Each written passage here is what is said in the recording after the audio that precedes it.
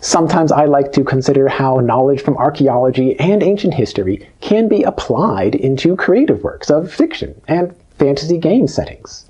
This video concentrates on how to adapt the real-life ancient site maps and documentation into the standards and expectations of fictional world building, fantasy game mechanics, and creative design principles.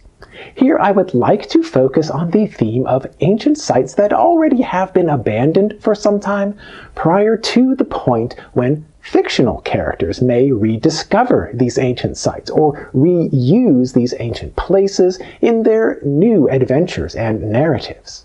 Ancient site ruins can provide fabulous scenery and ambiance for a story, and in these respects often any old site ruin might be interchangeable with another option. Ideally, though, I would hope to see that an ancient site acts as an essential part of the narrative, such as when the clues or surviving remnants from the original ancient context become necessary for the characters to solve their current problems and to achieve their current objectives. In a fictional setting, people might search for an ancient site and then work toward an objective of finding a unique artifact, gaining special knowledge, or thwarting the plans of a nefarious character. Sometimes a fictional character or group already has been occupying an ancient site ruin as a base of operations, or as the location for performing a ritual that can occur only in this place and at a particular time with a high tension and high stakes countdown. Meanwhile, other characters attempt to infiltrate and stop whatever activities have started there with the mounting pressure of the imposed time limit or countdown. In these fictional scenarios, an ancient site ruin does not need to be fabricated entirely from the imagination. Rather, the site could be based on a real-life example, thereby ensuring that the setting is realistic, authentic, and consistent throughout the story. In some cases, a real-life example might be copied directly as the setting, or it could be used as the physical location. In my work as an archaeologist, I look at the entire landscape setting and how people lived in their landscapes for sustaining their daily practicalities of their food sources and water supplies, organizing their housing areas and diverse workshops, maintaining functional waste disposal, and generally accounting for all of their basic life-sustaining activities. These aspects of daily life comprise most of the archaeological record of any geographic region and time period, but they tend to be viewed as extraneous distractions in most fictional settings or fantasy game designs. I encourage to incorporate these daily practicality aspects into creating a more authentic and holistic fictional setting. These parts could be of a short-lived passing interest among the background scenery, but accurate portrayals could maximize the realism and immersion in the given setting. In fictional stories at ancient site ruins, the primary focus tends to be in special places, such as at a fortified castle, a religious temple, or a tomb complex. Most fictional or fantasy adventures occur in these places where something specific was designed originally and where something equally specific can occur later in the context of the ancient site ruins. Otherwise, the ruins of any old house, workshop, or agricultural field would be mostly indistinguishable from one another, and they might not include the necessary design components that make a castle, a temple, or a tomb complex more suitable for a compelling and memorable adventure. In a heroic fantasy adventure, the characters advance in incremental steps along the way toward their objective. In this case, when the characters move through a setting of ancient site ruins, then they encounter an increasingly more difficult set of challenges, hazards, and obstacles along their path. For the purposes of a fictional narrative or fantasy game mechanics, the challenge level should increase along the way, starting with easier encounters and building toward more and more difficult situations until meeting the ultimate final challenge. In this formula, the characters learn how to master their skills and abilities, demonstrate their virtues or worthiness, and then leverage these results toward achieving their intended final objective. In real-life examples of ancient sites, the places with multiple defensive layers or features are the places such as castles or fortifications. Accordingly, these same places work effectively in fictional settings. Typically, one particular room or area is the most heavily protected, usually at the center of the complex and surrounded by numerous defensive layers. These real-life configurations and site maps can function perfectly with the concept of incremental steps of increasing challenge level toward the primary objective. As the characters approach the ancient site ruins of a castle or fortification, usually they would approach cautiously through the outer perimeter. This outer perimeter zone may have been prepared with camouflaged pits or ditches, and watchtowers may have been hidden in the surroundings. These aspects would have deteriorated or decayed through time, but they still could be functional, at least partially, or rehabilitated by new occupants of the site. I would encourage to consider how the surrounding farmlands, forest, and village remnants can be incorporated into a fictional setting as part of the approach toward the central scene at the ruins of a fortified castle or other major site complex. These outlying areas would not include the classic traps, riddles, and puzzles of a dungeon crawling adventure, but they would include plenty of opportunities for integrating natural hazards and general history and lore of the setting. While the characters are beginning to approach toward their destination, they can learn about the local house designs and remnants of ancient statues, roads, or bridges that later can be compared with the architecture and artwork at the central destination of the adventuring quest. At the same time, the characters may learn about potentially hazardous weather conditions or earthquakes of mysterious origin. Dangerous plants or animals may have been attracted to live here, drawn to the ancient power of the site, or transformed by an antagonistic wizard or priest who now occupies the central castle, temple, or tomb complex.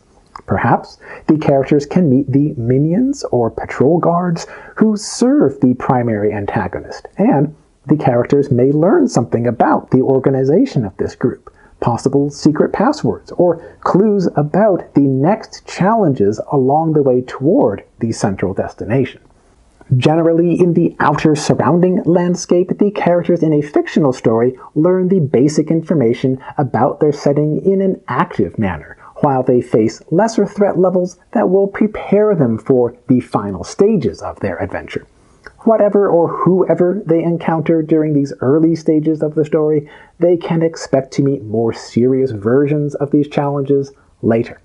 Additionally, when presenting the larger landscape, characters in a fictional narrative or game world setting can make their own choices about how to approach their intended destination. They may choose to avoid certain hazardous areas, or they may want to explore more along the way. Whatever decisions are made, the characters inevitably will encounter most, if not all, of the major categories of areas or zones along their journey. In real-world examples, a central hilltop castle or temple tends to be surrounded by more or less evenly distributed patches of farmlands, housing, and natural habitats. These specific locations and details all are different and unique, but they represent the same generic categories. In a fictional world or fantasy game design, a real-world landscape setting map can be used exactly in its existing form. Some parts could be shifted slightly in their positions in order to ensure that the characters will encounter them. Alternatively, new parts could be added, wherein environmental hazards, transformed plants or animals, or enemy minions or patrol guards could create situations not necessarily in specific places, but rather at specific times that will ensure a logical progression of the story. In a holistic landscape surrounding, the characters can make choices that generate a different experience each time, although they would meet the same categories of encounters and challenges. Within the central destination, such as at a hilltop castle, the characters would face the most formidable defenses. Specifically, in the case of a fortified castle, the site was designed to withstand through several days, weeks, or even months of siege. Even in the context of ancient and crumbled ruins, a castle or fortification still contains multiple points and lines of defense. Moreover, in a fictional setting, someone or something may have reoccupied and rehabilitated the otherwise abandoned and decayed remnants. Numerous real-life castles and fortifications already have been documented in accurate maps, diagrams, photographs, and other records. Many fictional content creators and game designers simply copy the physical measurements and layouts, and they might modify a few small parts.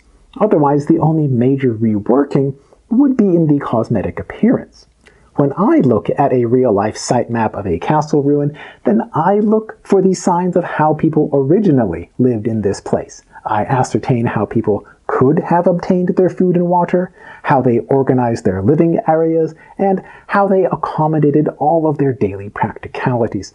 For many of these issues, the occupants of the castle probably relied on the people, land, and resources outside the footprint or outer walls of the castle. During periods of warfare or siege, however, the people needed to be self-sustained within the protective walls. If people were living in the outside surrounding landscape, then potentially they could find refuge within the castle walls. In some cases, an even farther outer perimeter wall or set of walls surrounded the entire settlement area. In most cases, though, the most serious defensive layers surrounded the central castle itself. In practical terms, the occupants of a place under siege would need to be prepared with access to enough food and water to survive for an extended period. At a minimum, people would need to access a safe water supply within the fortified area. Ideally, at least some farmland or gardening would be available in here as well.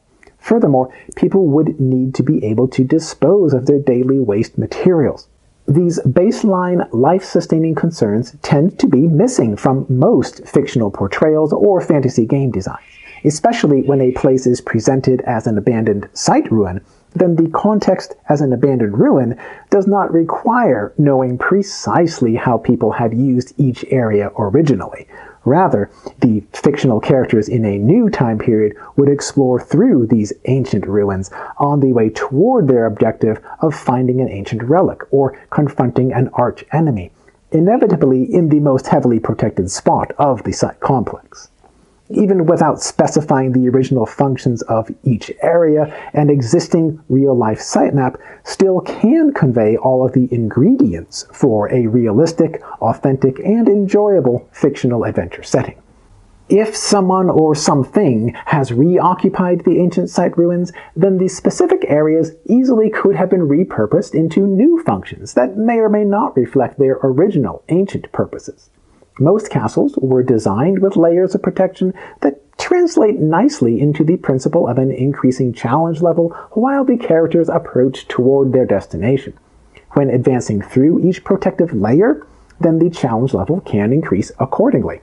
Additionally, most castle complexes were designed with multiple routes of access and potential emergency escape. In the event of an invasion into the castle, any individual section could be closed and isolated as a way to slow or possibly stop the advancement of the intruders while allowing the occupants an opportunity to escape. These formats resonate with the concept of allowing characters to choose their pathways toward their destination. Furthermore, these formats allow for a creative content designer to make each section a little bit different and surprising. In the fantasy adventure genre, traps and puzzles are expected in ancient sites, most notably in ancient royal tombs that were intended to be safeguarded into eternity. Traps and puzzles may have been installed for preventing anyone from accessing into the most protected areas, unless these individuals can prove themselves worthy through their knowledge and skills. In a fictional setting, the traps and puzzles would become progressively more difficult and challenging along the way toward the objective of the quest. Complicated traps and puzzles would not be expected in ancient castles or fortifications, where instead living people attended to the primary defenses. The people often did create situations that acted like traps, such as when closing doors or gates to isolate intruders in certain areas, while attacking them through arrow slits or murder holes. Other popular fantasy components are hidden passageways.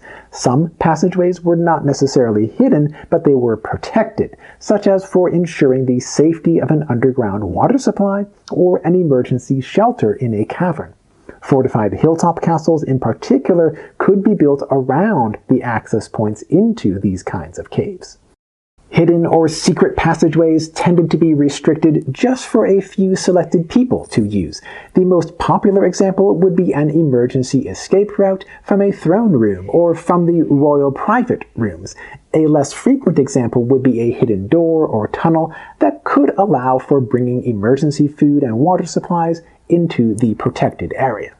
In a private room, a personal treasure vault sometimes was concealed in a hidden compartment in a wall or inside a floor.